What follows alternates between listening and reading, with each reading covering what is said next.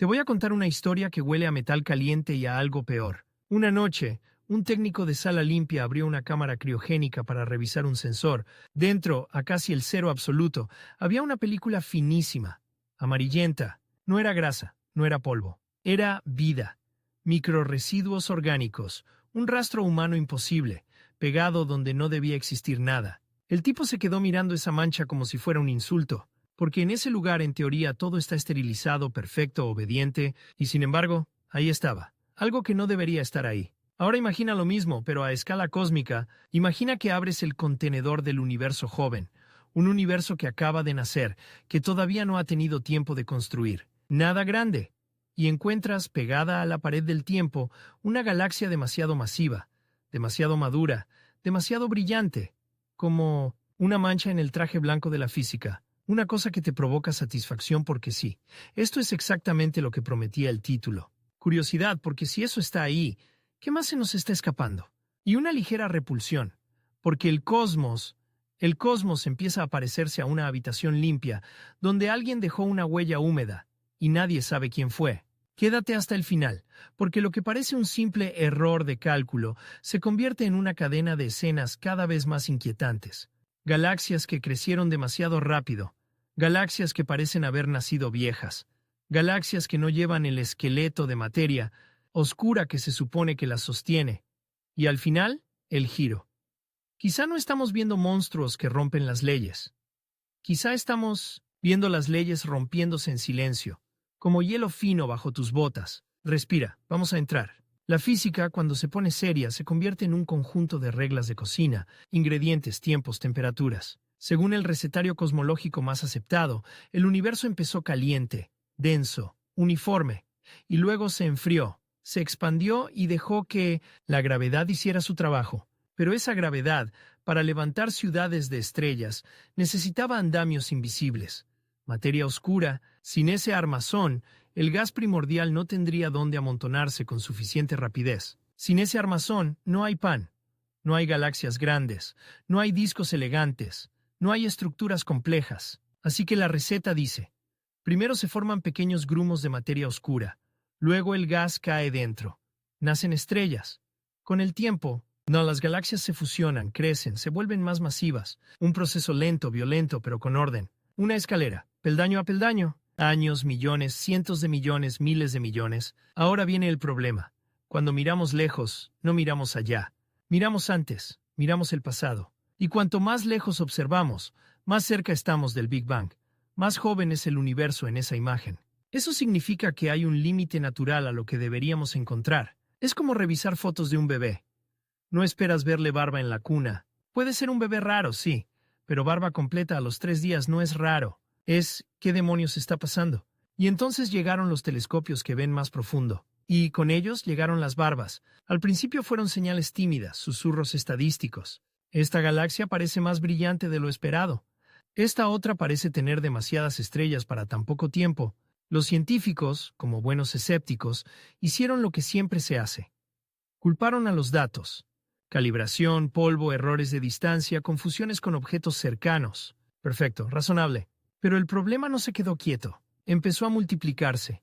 Aparecieron galaxias en el universo temprano que parecían no solo grandes, sino demasiado ordenadas. Galaxias que ya mostraban rasgos de madurez, poblaciones estelares intensas, tasas de formación estelar como si el cosmos estuviera en modo incendio, e incluso estructuras que, en teoría, requieren tiempo para asentarse. Y aquí entra la primera imagen perturbadora. Piensa en una ciudad que supuestamente se construye ladrillo a ladrillo. Y de pronto, en una fotografía de la primera semana, aparece un rascacielos terminado, con ventanas, con ascensores, con luces encendidas. No es solo grande, está habitado. Eso es lo que siente la astronomía cuando encuentra ciertas galaxias tempranas. La tensión crece porque la física no solo habla de tamaño, habla de ritmo. El universo joven tenía una densidad distinta, un entorno extremo. Sí, la formación estelar podía ser más frenética. Sí, la gravedad trabajaba con fuerza. Pero aún así hay límites, porque las estrellas necesitan gas. El gas necesita enfriarse. Y para enfriarse, necesitas química, metales. En astronomía, metales significa casi todo lo que no es hidrógeno o helio.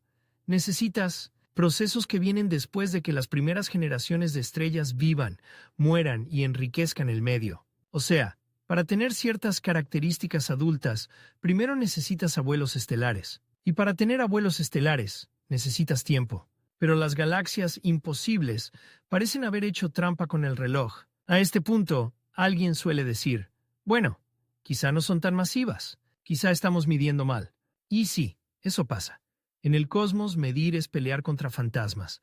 La distancia se infiere, la masa se estima, la luz se interpreta. Pero incluso si recortas, incluso si corriges, incluso si bajas las cifras, algunas de estas galaxias siguen siendo incómodas. Siguen siendo ese residuo orgánico en la cámara criogénica, algo que te obliga a preguntar cómo llegó ahí. Y no es una sola clase de herejía, son varias. Como si el universo no se conformara con romper una regla, sino que estuviera probando el manual entero, página por página, para ver cuál cruje primero. La primera herejía, galaxias demasiado grandes, demasiado pronto. La segunda, galaxias demasiado ordenadas, demasiado pronto. Y la tercera, la que da más repelús cuando la entiendes. Galaxias que parecen no tener la materia oscura que las sostiene. Esta última es como encontrar un edificio de 20 pisos, flotando sin columnas. Para entenderlo, imagina una galaxia como una rueda de fuegos artificiales. Las estrellas se mueven, orbitan, giran. Si solo hubiera la masa visible, las estrellas y el gas, esas estrellas, especialmente en las zonas externas, deberían moverse más lento o incluso escapar. Pero en la mayoría de galaxias, las estrellas externas se mueven demasiado rápido.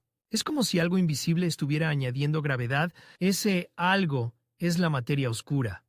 O, si eres muy valiente, una señal de que nuestra teoría de la gravedad necesita ajustes. Durante décadas, la materia oscura ha sido el comodín que, a la vez, explica estructuras a gran escala y mantiene unidas galaxias individuales. Es el pegamento invisible.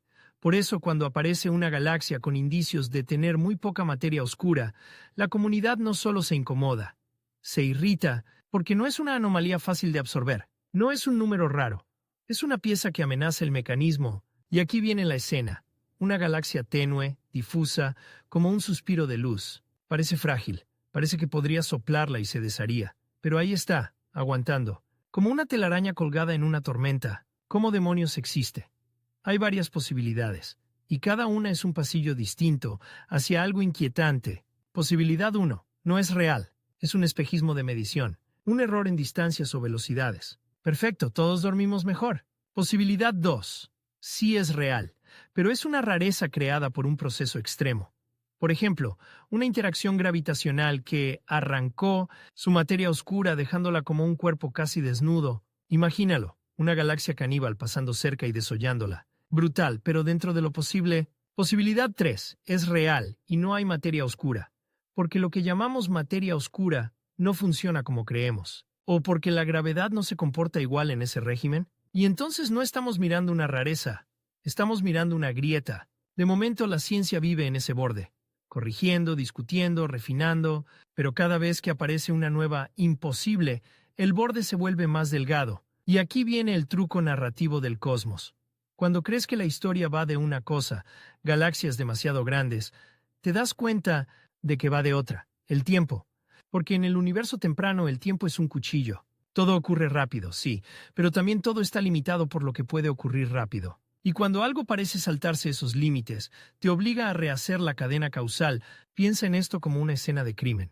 Tienes un cadáver, tienes un reloj, tienes una ventana de tiempo para que el crimen ocurriera. Y de pronto aparece una huella que implica que alguien tuvo que estar allí antes de que la ventana existiera. No es que el culpable sea hábil, es que el reloj está mintiendo. ¿Y si el reloj cosmológico está mintiendo? No en el sentido de que el universo mienta, sino de que nuestra interpretación de la luz, la distancia, el corrimiento al rojo, la edad inferida, pueda tener sesgos, o que algunos objetos que parecen galaxias masivas sean en realidad algo distinto. Por ejemplo, núcleos activos alimentados por agujeros negros amplificando brillo, o una población estelar extraña, con muchas estrellas masivas que iluminan como focos y engañan nuestras estimaciones de masa, o polvo que absorbe y reemite luz de formas que confunden. Cada salida es una puerta, pero cada puerta conduce a su propio monstruo. Porque si dices, no son galaxias masivas, son agujeros negros, entonces el monstruo es otro. agujeros negros demasiado grandes, demasiado pronto. Y eso es deliciosamente aterrador. Un agujero negro supermasivo en el centro de una galaxia no es un accesorio, es un rey sentado en un trono de gravedad.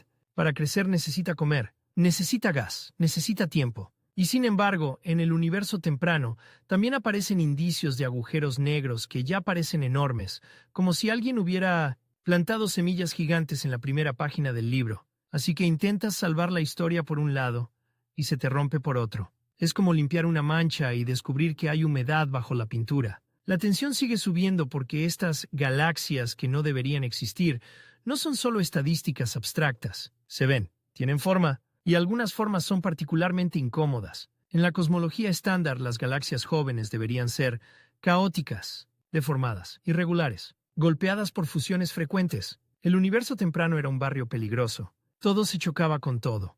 Los discos delgados, elegantes, giratorios, como la Vía Láctea, se supone que requieren calma, tiempo, estabilidad.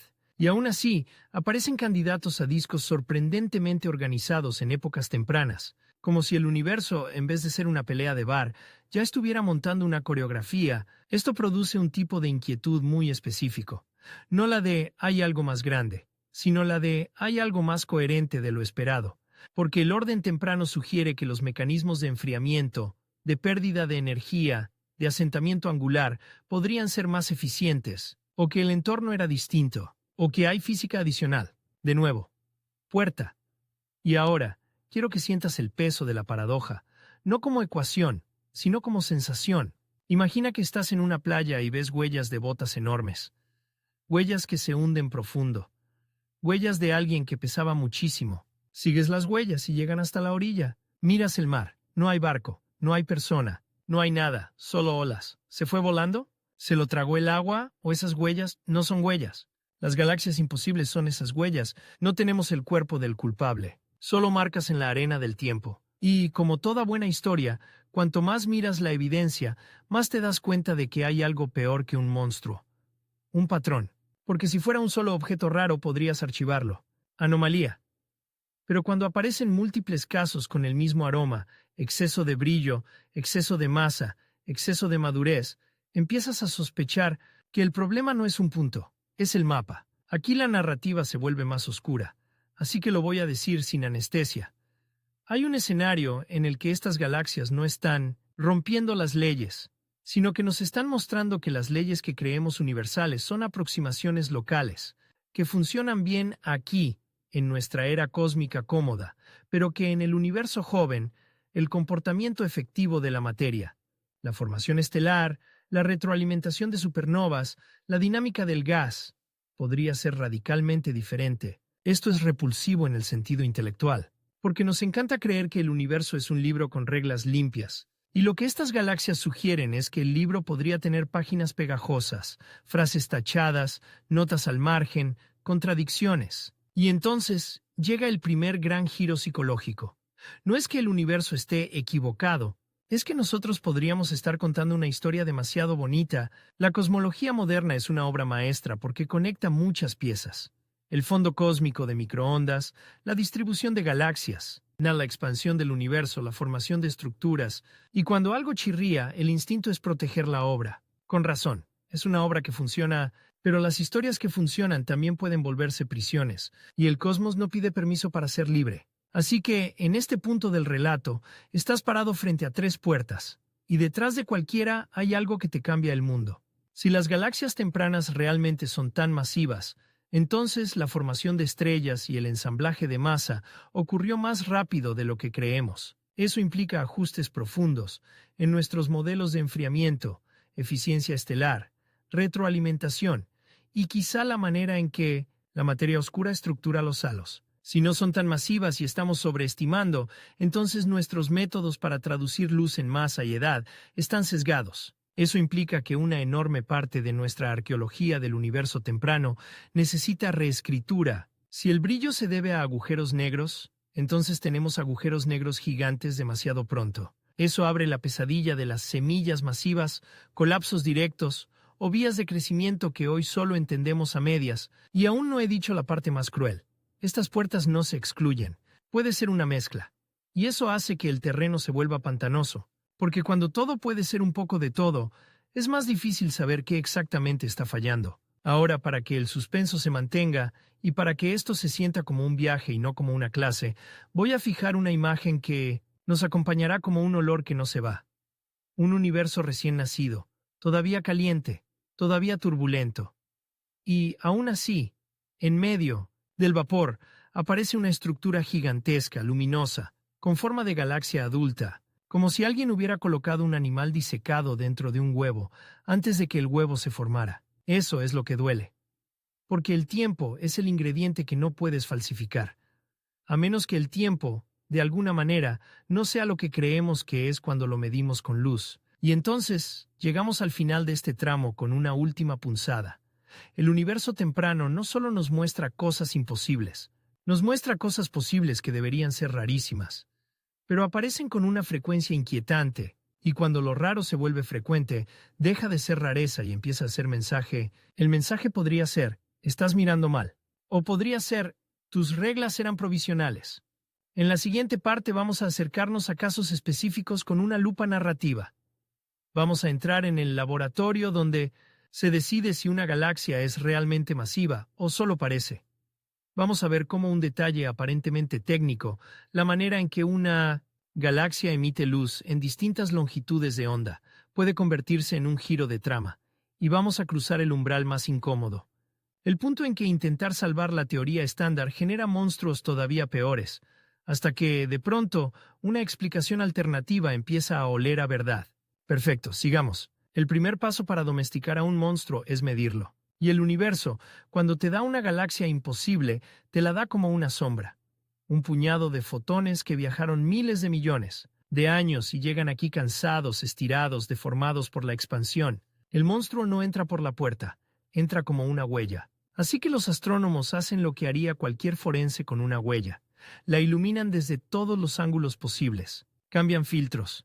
Miran en infrarrojo, en visible, en longitudes de onda donde el polvo calla o donde el gas grita. Y en cada banda del espectro, la galaxia cuenta una versión distinta de sí misma. El problema es que el cosmos no declara bajo juramento. Una galaxia joven puede parecer vieja si su luz está dominada por estrellas que brillan como bombas. Y esas bombas, estelares, viven poco. Puede parecer masiva si hay algo amplificando su brillo. Puede parecer ordenada si la vemos en un ángulo engañoso, como un cuchillo que parece recto en un espejo curvo, y, sin embargo, a veces la suma de todos los ángulos no reduce el monstruo. Lo define. Aquí llega el primer giro de esta parte. Muchas de las galaxias imposibles no nacen de una sola medición rara. Nacen de una convergencia. Las ves con un instrumento y ya son inquietantes. Las ves con otro y siguen siéndolo. Las miras de nuevo con otra técnica y el monstruo no se disuelve. Se vuelve más nítido. Y entonces sucede algo que, para mí, es de lo más visceral en ciencia. Cuando una explicación cómoda empieza a fallar, el cerebro intenta buscar otra comodidad, aunque sea más oscura. Cambias galaxias masivas por agujeros negros, cambias imposible por mal interpretado, cambias ruptura por parche, pero cada parche huele a pegamento fresco. Y el pegamento tarde o temprano se nota. Vamos a entrar en uno de los mecanismos más tramposos del cosmos, la lente gravitacional.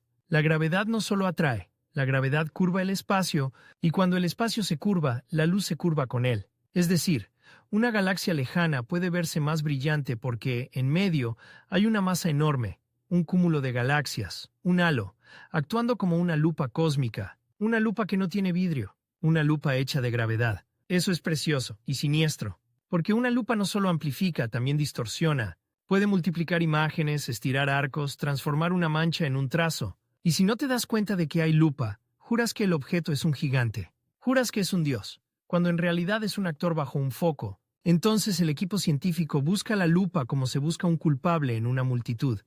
Rastrea qué hay entre nosotros y esa galaxia. Si hay un cúmulo en la línea de visión, si hay una masa invisible delatándose por la manera en que deforma el fondo, si encuentras una lente, respiras. Ah, era eso. Y muchas veces sí, era eso. Pero ahora viene lo desagradable. Incluso descontando lentes, incluso quitando la amplificación, quedan objetos que siguen siendo demasiado, y ese demasiado no es solo un número. Es una forma de violencia contra el calendario del universo. Así que bien, digamos que no es lente. ¿Entonces qué? Entonces llegas al corazón de la autopsia. Convertir luz en masa. Suena simple, es una pesadilla. Una galaxia es un concierto de estrellas, y cada estrella tiene un color, una edad, una composición. Si tienes muchas estrellas jóvenes y masivas, brilla muchísimo con poca masa total. Si tienes estrellas más viejas, brilla menos por la misma masa. Entonces, cuando miras la luz de una galaxia, tienes que adivinar qué mezcla de estrellas hay dentro. Es como oler una sopa y tratar de deducir la receta exacta. ¿Cuánta sal? ¿Cuánta cebolla? ¿Cuánto caldo? ¿Cuánto tiempo hirvió? Y el universo temprano añade un ingrediente extra: el gas y el polvo. El polvo es el gran falsificador. Absorbe luz ultravioleta y visible, se calienta, y luego reemite en infrarrojo. Una galaxia puede estar formando estrellas como un incendio detrás de una cortina. Tú ves menos llama, y no sabes que el cuarto está ardiendo. En ese ambiente, una galaxia puede parecer menos activa o más vieja dependiendo de qué parte del espectro mires. Y ahí es donde los instrumentos modernos, los que ven el infrarrojo con una sensibilidad casi indecente, se convierten en linternas de detective. Revelan el incendio detrás de la cortina. Vale. Entonces, ¿cuál es el giro técnico que se vuelve narrativo? Hay escenarios en los que una galaxia temprana no es masiva porque ya haya acumulado una cantidad monstruosa de materia, sino porque tiene una población estelar rarísima, dominada por estrellas gigantes, muy luminosas, que hacen que la masa aparente se dispare. En otras palabras, el monstruo podría ser un maquillaje. Pero si dices eso, has abierto otra puerta. Necesitas explicar por qué esa población estelar sería tan diferente. Necesitas cambiar la función inicial de masa, la distribución de masas con la que nacen las estrellas en el universo temprano. Y ese cambio no es un ajuste cosmético, es cambiar la biología de la formación estelar en el universo. Es decir, el universo temprano no solo construía rápido, construía distinto, tenía otra cultura de estrellas. Y cuando empiezas a imaginar un cosmos donde nacen proporcionalmente más estrellas enormes, la película se vuelve gore astronómico. Esas estrellas viven poco y mueren violentamente. Supernovas por doquier, chorros, radiación, vientos estelares que barren gas. Es una época donde la luz no es un faro, es una quemadura. Ese paisaje por sí solo ya es un sabor nuevo para la historia. Porque si el universo temprano era más extremo en ese sentido, entonces las galaxias podían brillar como faros sin ser tan masivas. Pero también podían destruirse a sí mismas con esa violencia. Entonces te preguntas, ¿cómo sobrevivían? ¿Cómo mantenían el gas? ¿Cómo seguían formando estrellas sin apagarse? Ahí llega otro giro. Quizá no sobrevivían. Quizá muchas explotaron su infancia en un pico brutal de formación estelar y luego quedaron como cascarones. Y nosotros, desde aquí, estamos viendo precisamente ese instante de exceso. La foto del niño con barba, justo antes de que el cuerpo colapse por el peso de esa barba. Pero no todas las anomalías se resuelven con poblaciones raras. Algunas son demasiado estructurales, y aquí entramos en la parte que duele. Existe un tipo de galaxias que parecen demasiado grandes, no solo por su brillo, sino por su tamaño físico y por lo que implican sus espectros. Señales de elementos pesados, de polvo, de química procesada. Para tener polvo necesitas ciclos de vida estelar. Para tener ciertos elementos necesitas generaciones previas, es decir, necesitas que ya haya habido muerte y reciclaje. Es como encontrar en el primer día de una isla recién formada por un volcán, un bosque con suelo fértil y hongos. No es solo que haya árboles, es que hay ecosistema. Así que se plantea una posibilidad más drástica, que el reloj con el que fechamos estas galaxias, su distancia, su corrimiento al rojo, su interpretación, podría estar ligeramente sesgado en ciertos casos. Un pequeño sesgo repetido muchas veces se convierte en un abismo. Y aquí hay algo que el público raramente siente. En cosmología, un pequeño error puede ser enorme, porque estás tratando con escalas absurdas. Pero incluso con esas cautelas, la narrativa no se calma, porque cada vez que intentas bajar el monstruo del pedestal, aparece otro monstruo detrás, esperando su turno. Y ahora llega el giro que te prometí, los agujeros negros. Si una galaxia temprana tiene un núcleo activo, un agujero negro supermasivo tragando gas, ese núcleo puede dominar el brillo, puede hacer que una galaxia parezca más masiva, más activa, más joven o más vieja, dependiendo de cómo se mezcle la luz. Es como si, en una foto familiar, alguien encendiera un foco industrial detrás del abuelo. Todos parecerían siluetas, y tú podrías jurar que el abuelo es el sol. Entonces los astrónomos buscan firmas de actividad. líneas espectrales, variabilidad, calor en ciertas longitudes. Y algunas galaxias sospechosas sí muestran señales de estar alimentando un agujero negro. La comunidad respira. Bien, era un agujero negro. Pero aquí viene el problema. Ese bien dura poco. Porque si el agujero negro está ahí y está siendo tan brillante, entonces probablemente es grande, muy grande. Y para ser tan grande tan pronto, necesita crecer de una manera que no encaja con la historia suave. Normalmente se piensa en semillas de agujeros negros, remanentes de las primeras estrellas masivas que colapsan. Esas semillas son relativamente pequeñas en términos cósmicos. Para llegar a supermasivo en tan poco tiempo, el agujero negro tendría que comer sin parar, a ritmos altísimos, durante largos periodos, sin que la propia radiación que emite lo frene, porque comer produce luz y la luz empuja el gas. Es como intentar beber con una manguera a presión mientras el agua te golpea la cara. Entonces surge una idea más oscura. Semillas, más grandes desde el inicio. Agujeros negros que nacen ya enormes por colapso directo de nubes gigantes de gas, sin pasar por la fase de estrella. Eso suena plausible en algunos modelos, pero implica condiciones particulares. Gas muy puro, poca fragmentación, procesos delicados. Es como pedir que una avalancha forme una estatua. La ironía es deliciosa. Para salvar a las galaxias imposibles, invocas agujeros negros imposibles. Cambias el monstruo de máscara, pero el olor es el mismo. Y el olor se hace más fuerte cuando conectas esto con la madurez química. Porque un agujero negro activo puede, con su energía, afectar el gas, calentar, expulsar, regular, puede acelerar ciertos procesos y frenar otros. Puede hacer que una galaxia madure de manera distinta, como un trauma que cambia a alguien en la adolescencia. La galaxia, bajo el reinado de su agujero negro, puede volverse un objeto que no sigue el guión típico. Eso nos deja con una tensión narrativa creciente. Lo imposible podría ser un efecto combinado de tres cosas reales y violentas: lentes, a poblaciones estelares extremas y núcleos activos, operando en un universo que ya era salvaje por defecto. Y, aún así, hay casos que resisten. Ahora entra el segundo gran bloque de esta parte, el que toca el nervio. Las galaxias con poca o ninguna materia oscura, las llamadas fantasmas en ciertos relatos divulgativos, son objetos que, en algunos estudios, parecen sostenerse con una cantidad de materia visible que no alcanza para explicar su dinámica. O, en otros casos, parecen tener velocidades internas tan bajas que implican que no hay un halo masivo oculto. Lo repito porque quiero que se sienta. Es como ver un cuerpo caminando sin esqueleto. ¿Y cómo se llega a esa conclusión? Midiendo cómo se mueven cosas dentro de la galaxia. Cúmulos estelares, gas, estrellas. Si se mueven rápido necesitas masa. Si se mueven lento la masa es menor. Pero medir esas velocidades es endemoniado. Distancias, dispersión, contaminación por objetos cercanos, instrumentos, supuestos geométricos, 1 milímetro en el ajuste, 1 kilómetro por segundo en la interpretación, y tu conclusión cambia de normal a herejía. Por eso este tema genera discusiones intensas, porque no es solo física, es confianza. Es ¿en qué datos apostamos nuestra reputación? Es humano y por eso es tan dramático. Pero incluso con esa batalla metodológica el concepto no se va. La idea de que algunos entornos, por interacción gravitacional, podrían separar materia visible y materia oscura, es razonable. Imagina dos galaxias en colisión.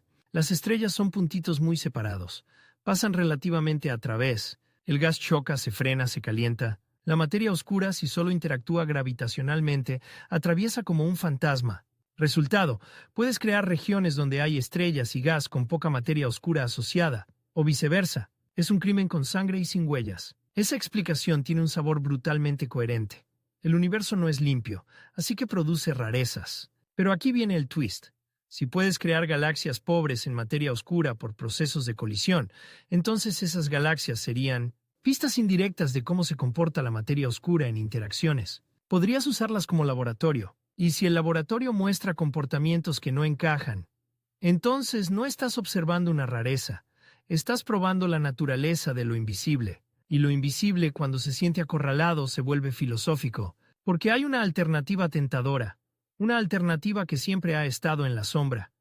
Quizá no hay materia oscura como entidad, quizá lo que falla es nuestra comprensión de la gravedad en ciertas escalas y aceleraciones. Modificar la gravedad suena como herejía porque la relatividad general es una obra gigante, pero el universo no firma contratos. Si la gravedad se comporta distinto en el régimen de aceleraciones extremadamente bajas, Podrías explicar rotaciones, sin invocar materia oscura. Podrías. El problema es que ese camino también tiene monstruos. Porque la materia oscura no solo explica galaxias, ayuda a explicar la estructura a gran escala, la forma del fondo cósmico de radiación, la formación de cúmulos. Cambiar gravedad aquí puede romper allá. Es como quitar una viga de una casa. Puede arreglar una puerta torcida y derrumbar el techo. Entonces, ¿por qué lo menciono? Porque las galaxias, sin materia oscura, si se confirman con solidez, serían uno de los pocos lugares donde ese debate deja de ser abstracto. Sería como encontrar un tornillo de la maquinaria en el suelo, evidencia tangible de que algo se aflojó. Y ahora, para que la tensión no sea solo conceptual, quiero clavarte una imagen que parece sacada de Horror Suave.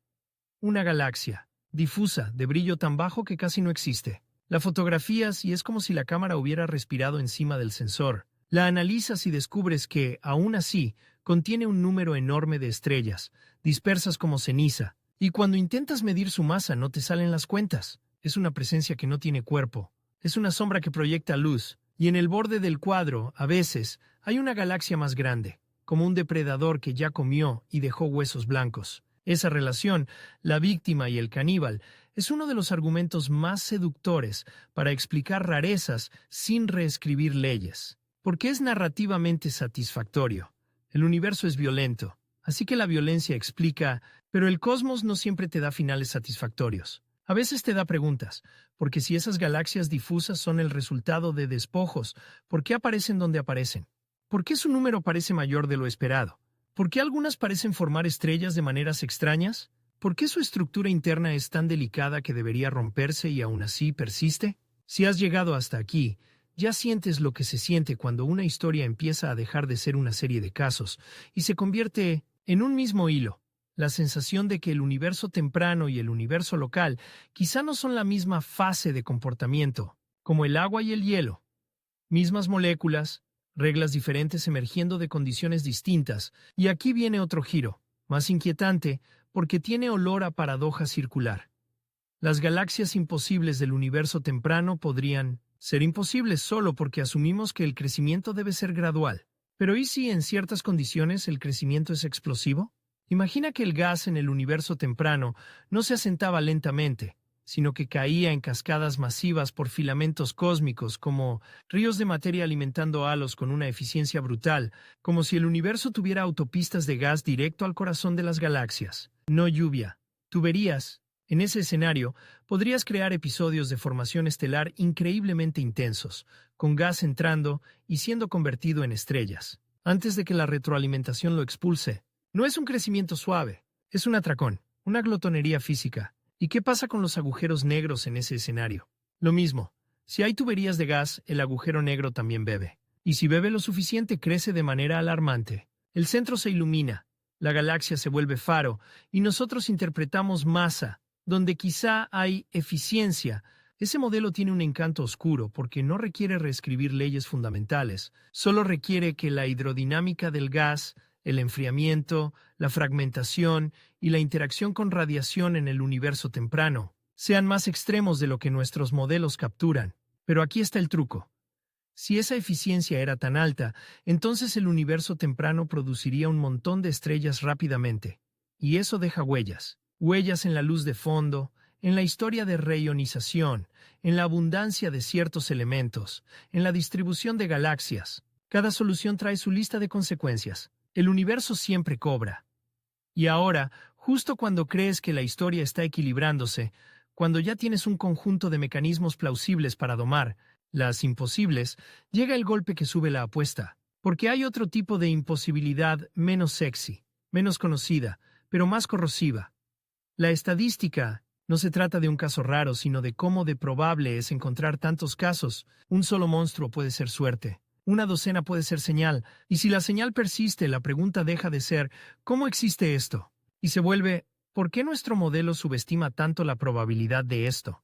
Y esa pregunta es un cuchillo, porque apunta a la distribución de masa, a la estructura de halos, a la velocidad con la que se forman los primeros objetos. Apunta al motor.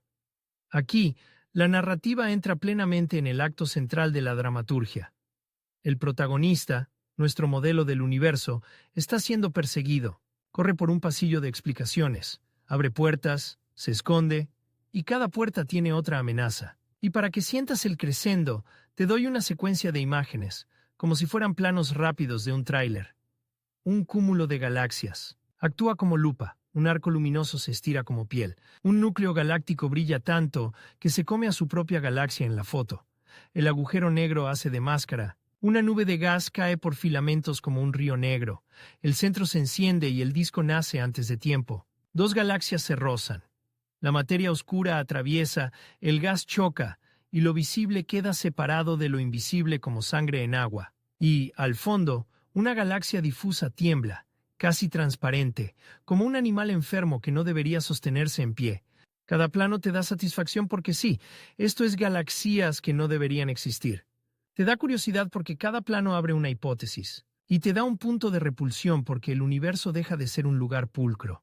Se convierte en un matadero de estructuras, en un taller, donde se fabrican monstruos a golpes. Ahora viene un twist que te va a gustar porque cambia el culpable de nuevo. ¿Qué pasa si el problema no está en las galaxias, sino en nosotros, en cómo seleccionamos lo que vemos? Nuestros telescopios son extraordinarios, pero no ven el universo de manera neutral. Hay sesgos. Preferimos detectar lo brillante, lo contrastado, lo que sobresale del ruido. En el universo temprano eso significa que podríamos estar viendo una minoría extrema y creyendo que es representativa. Podríamos estar viendo a los atletas dopados del cosmos y pensando que todos los niños de la guardería levantan coches. Este sesgo puede exagerar la sensación de crisis, puede hacer que lo raro parezca común. Y, sin embargo, incluso con esa cautela, lo raro sigue siendo raro en una forma que importa. Existe, y en ciencia, que exista un solo caso bien confirmado puede ser suficiente para abrir un nuevo capítulo. Así que, al final de esta parte, quedamos en un punto narrativo peligroso. Tenemos mecanismos para explicar algunas anomalías, pero esos mecanismos, en conjunto, sugieren que el universo temprano es un régimen donde muchas aproximaciones habituales fallan a la vez, donde la receta estándar necesita más ingredientes o más fuego. Y eso prepara el terreno para el siguiente salto de tensión. Cuando miramos más lejos y más temprano, aparecen candidatos que no solo son demasiado en masa o brillo, sino demasiado en el sentido de desafiar la secuencia misma de cómo debería encenderse el universo. ¿Qué se forma primero? ¿Qué se forma después? ¿Cuánto tarda el gas en volverse complejo? En la próxima parte vamos a entrar en la zona más oscura del relato, el borde donde surgen objetos que parecen haber acelerado la historia cósmica, donde la reionización, la formación de los primeros elementos pesados y el crecimiento de estructuras empiezan a cruzarse como cables pelados. Y ahí es donde ocurrirá el twist grande. La posibilidad de que algunas galaxias que creemos ver sean otra cosa, y que, al descubrir qué son, nos demos cuenta de que el universo no solo tiene monstruos, tiene disfraces. El universo temprano no era solo joven, era crudo. Como una herida recién abierta que todavía no decide si va a cicatrizar o a infectarse, porque antes de que existieran galaxias normales, antes de que hubiera discos hermosos, brazos espirales, polvo dibujando nubes, como humo de cigarrillo, hubo una época en la que la oscuridad mandaba, no oscuridad como noche, sino oscuridad como ignorancia. Hidrógeno neutro por todas partes, un medio que absorbía la luz más energética, como si el cosmos tuviera la boca cerrada y no quisiera hablar, y luego, de alguna manera, el universo abrió la boca a la fuerza. Esa transición, cuando la primera luz intensa empezó a arrancar electrones al hidrógeno y a volverlo transparente, es uno de los momentos más violentos de la historia cósmica. Lo llaman reionización, pero el nombre suena limpio, casi educado. La realidad es más parecida a esto. Imagina un océano de niebla espesa. De pronto aparecen hogueras, muchas, y cada hoguera no solo ilumina, quema la niebla, la rompe, la convierte en otra cosa. El universo pasa de ser una habitación con la luz apagada a una casa en llamas, y solo después de ese incendio se vuelve claro. ¿Por qué esto importa para nuestras galaxias imposibles? Porque algunas de ellas parecen existir en ese periodo como si no solo hubieran encendido hogueras, sino como si ya hubieran construido una central eléctrica, con generadores funcionando a toda potencia, muchísimo antes de que el vecindario tuviera siquiera cableado. Si el universo temprano estaba lleno de gas neutro que tragaba luz, entonces, para ver galaxias tan brillantes a esas distancias, esas galaxias tenían que ser extraordinarias. O su luz tenía que escapar por canales raros. O nosotros estamos entendiendo mal que estamos mirando. Y aquí aparece el primer golpe de esta parte. La luz que vemos puede no ser la luz que creemos. Cuando miramos objetos extremadamente lejanos, lo que detectamos a veces no es la galaxia entera, sino una mezcla peligrosa. Un estallido de formación estelar, una línea de emisión que cae justo en un filtro, un pedazo de gas excitado que brilla como un cartel, de neón, un núcleo activo que domina, o una combinación de todo. El cerebro, hambriento de coherencia, lo empaqueta como una galaxia masiva, y en ese empaquetado se puede esconder el engaño. Pero ojo, si es un engaño, no es un error tonto. Es un engaño elegante, como un truco de magia hecho con física real.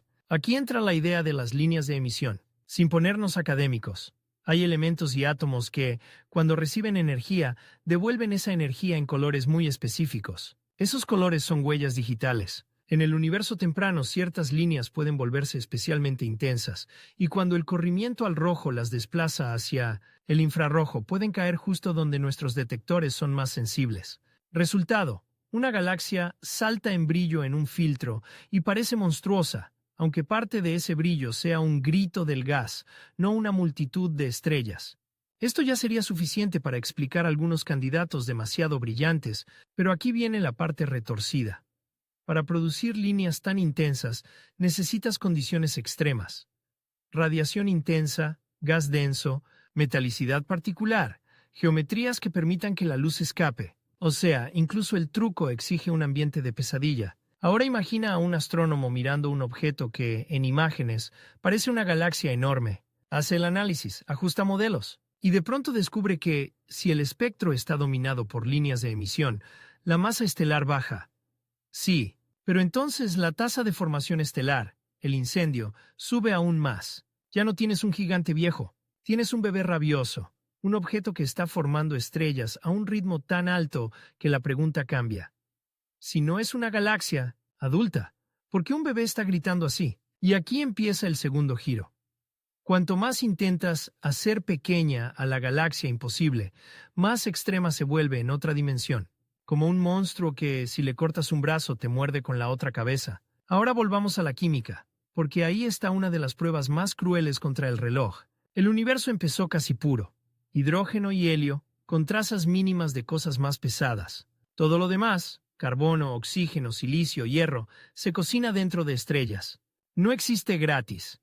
Cada átomo pesado es un testigo de un crimen antiguo, una estrella que vivió, fusionó y luego murió expulsando sus entrañas al espacio. Entonces, cuando vemos señales de polvo o de elementos pesados en galaxias muy tempranas, ¿estamos viendo un historial de cadáveres estelares? Estamos viendo que ya hubo generaciones anteriores, y eso, de nuevo, requiere tiempo, o requiere que el universo haya encontrado una vía brutalmente rápida de hacer y matar estrellas. La imagen es desagradable a propósito. Para tener polvo temprano, el cosmos tuvo que triturar vida estelar a un ritmo casi industrial. Un matadero de estrellas masivas, supernovas constantes, vientos que enriquecen el gas.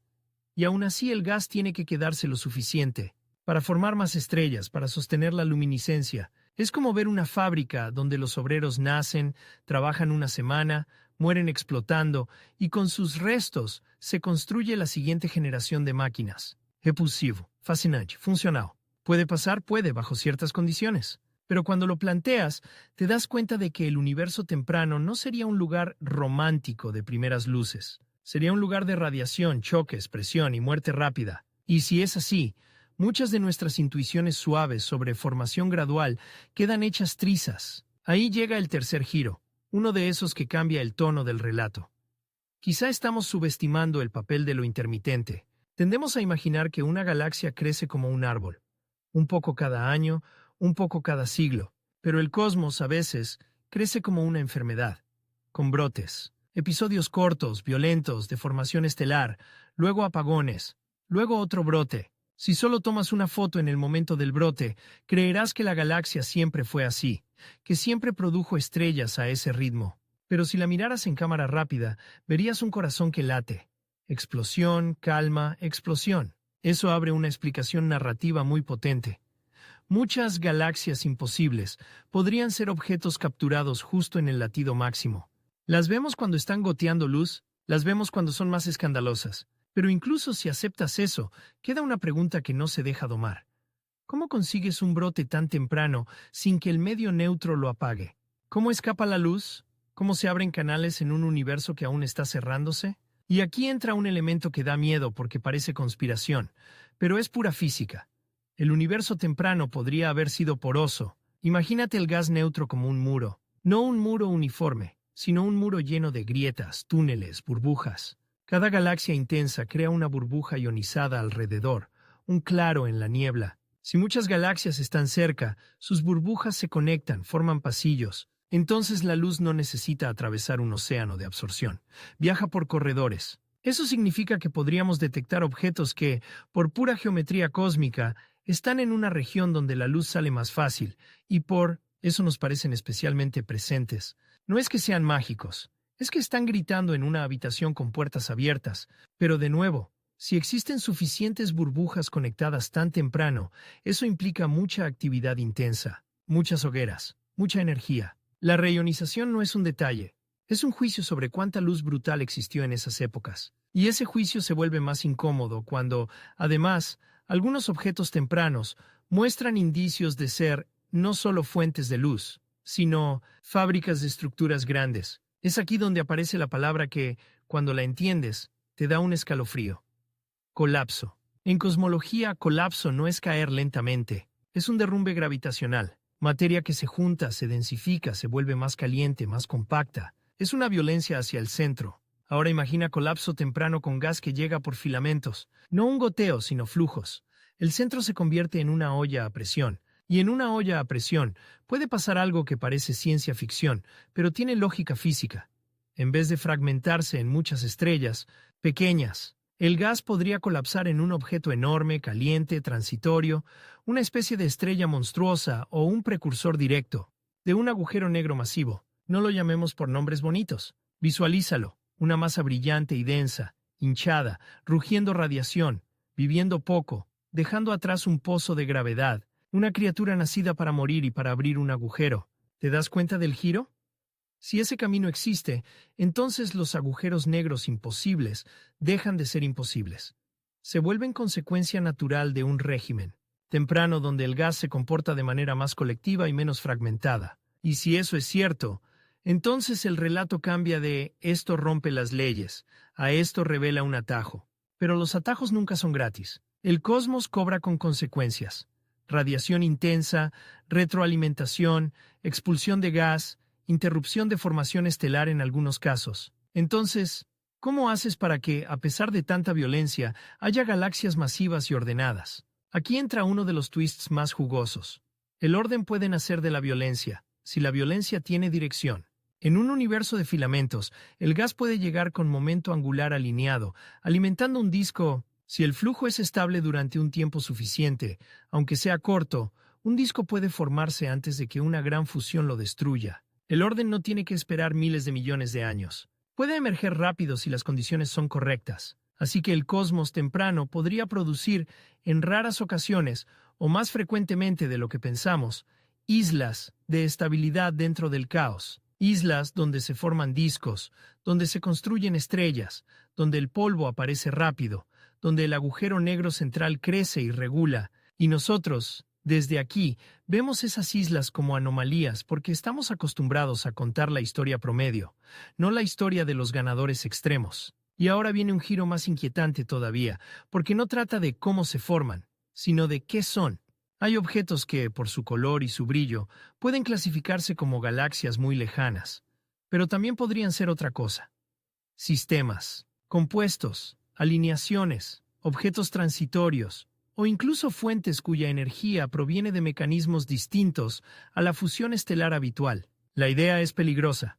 Cuando un objeto está en el borde de lo observable, tu clasificación se vuelve un acto de fe estadística. No estás viendo el animal en el zoológico, estás viendo una sombra en la selva, y la sombra puede ser un jaguar o un árbol moviéndose. Entonces, en algunos casos, el monstruo podría ser un conjunto.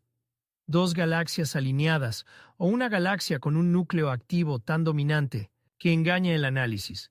o una combinación de emisión de gas que infla la interpretación de masa. Esto suena como que estamos desinflando el misterio. Y sí, un poco. Pero aquí está el giro final de la parte. Incluso si muchas imposibles se vuelven malentendidas, la consecuencia es todavía aterradora. ¿Por qué?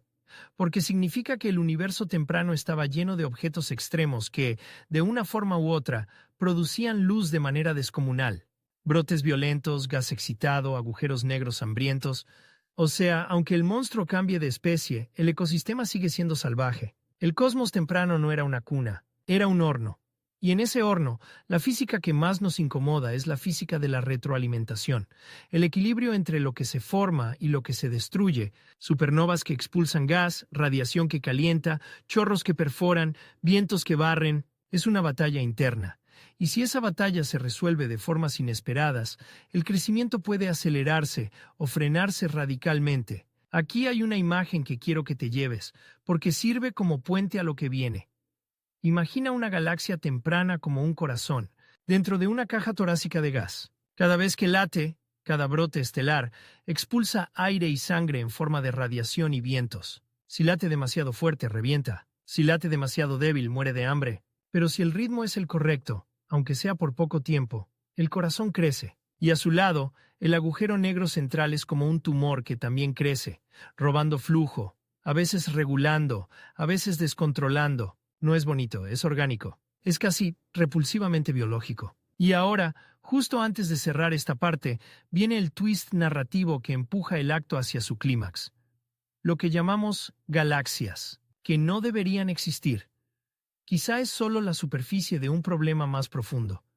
La posibilidad de que el universo temprano tuviera reglas efectivas diferentes no porque la física fundamental cambie, sino porque el régimen es distinto. Como el agua, misma molécula, pero una temperatura y presión distintas cambian lo que ves. Hielo, vapor, líquido. No necesitas nuevos átomos, solo necesitas otras condiciones. En ese caso, nuestras simulaciones y modelos, calibrados con el universo local, podrían estar extrapolando mal. Estaríamos usando intuiciones de agua líquida para describir vapor, y entonces, claro, el vapor parece romper reglas.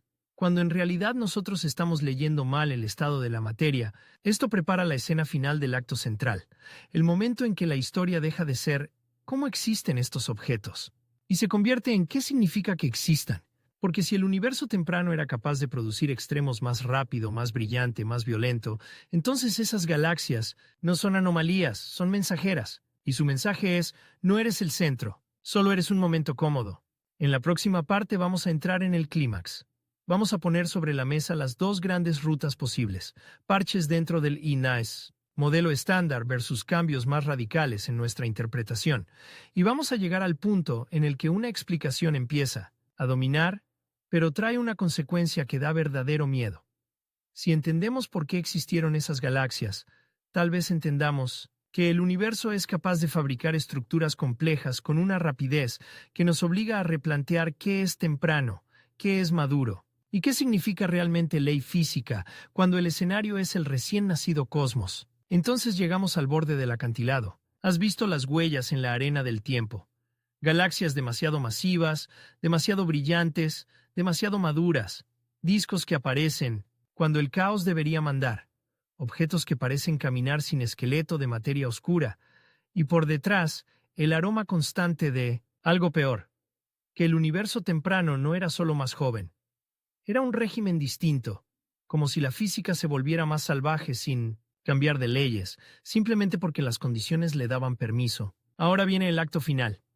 Y aquí es donde el relato tiene que decidir qué clase de monstruo es este. ¿Un monstruo real o un monstruo hecho de sombras y de nuestros propios ojos? Primero pongamos el escenario como si fuera un juicio. En el estrado está el modelo cosmológico estándar.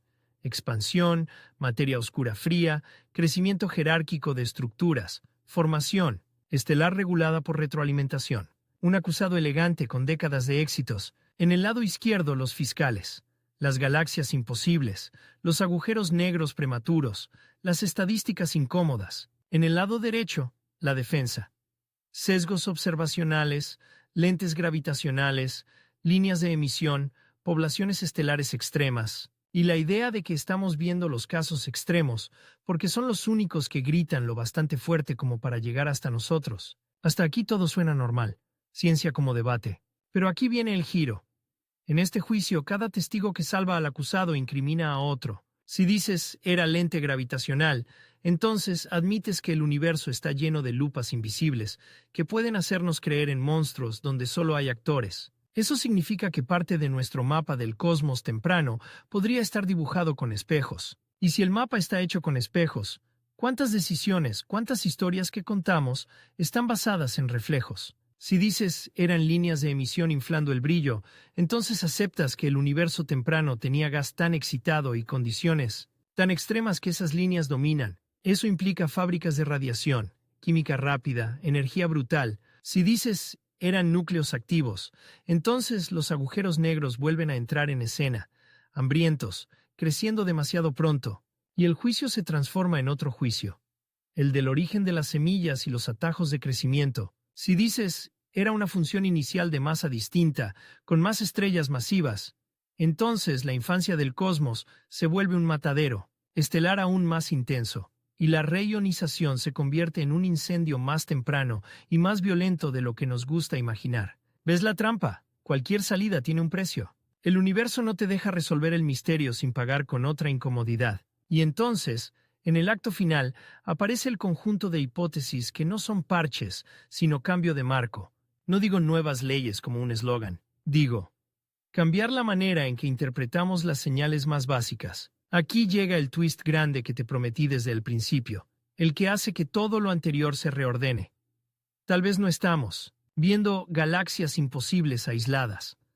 Tal vez estamos viendo la evidencia de que el universo temprano tenía una vía de ensamblaje dominante que en épocas posteriores se volvió secundaria. No porque las leyes cambien, sino porque el entorno cambió. Piensa en esto como evolución. Un animal no viola las leyes de la física por tener alas. Pero si vives en un mundo donde el aire es más denso, vuelas distinto. Si vives en un mundo donde hay más recursos concentrados, creces más rápido. El universo temprano podría haber sido un ecosistema donde la materia, visible e invisible, se organizaba con una eficiencia que hoy nos parece absurda, porque hoy vivimos en un cosmos más agotado, más expandido, más lento. Eso suena elegante, hasta que lo visualizas. Visualízalo así, filamentos de gas como venas negras, corrientes frías alimentando núcleos como agujas. El gas cae sin parar, como si el universo tuviera tuberías directas al corazón de cada estructura naciente. Las estrellas se encienden a ritmo de fábrica, los agujeros negros en el centro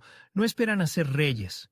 Nacen grandes o crecen como depredadores en una jaula con comida constante. En ese escenario, las galaxias que hoy llamamos imposibles no serían anomalías. Serían los primeros ganadores de una carrera injusta, y eso explica por qué, al mirar tan lejos, encontramos objetos que parecen haber saltado etapas. No saltaron etapas. Las etapas eran más cortas. Pero claro, si aceptas eso, tienes que responder a una pregunta final que es el verdadero clímax. ¿Qué pasó después? ¿Por qué el universo no siguió creciendo igual? ¿Por qué no todo se volvió monstruo? Aquí el relato se vuelve casi íntimo. Porque la respuesta es una palabra que suena simple, pero es terrible.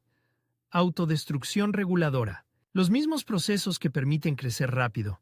Brotes estelares brutales, supernovas en cadena, núcleos activos encendidos, chorros, que perforan el gas, también pueden cortar el suministro. Si calientas el gas, deja de caer. Si lo expulsas, la galaxia se queda sin combustible. Si ionizas el medio alrededor, cambias el modo de enfriamiento. Si el agujero negro central se vuelve demasiado activo, puede barrer el centro y frenar el nacimiento de estrellas. Es un ciclo, crecimiento acelerado y luego freno violento, como un adolescente que crece demasiado rápido y rompe su propio cuerpo. Y aquí aparece el detalle repulsivo, el que añade esa mezcla de asco y fascinación que pedías desde el inicio.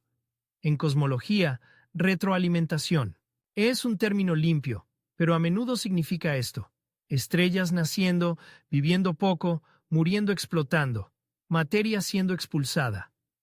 En vientos calientes, gas siendo arrancado como piel, radiación atravesando todo como ácido. Es evolución con sangre térmica. Entonces, el universo temprano pudo haber producido galaxias monstruosas y brillantes, precisamente porque era capaz de sacrificar enormes cantidades de materia en procesos violentos. Y ese sacrificio deja huellas.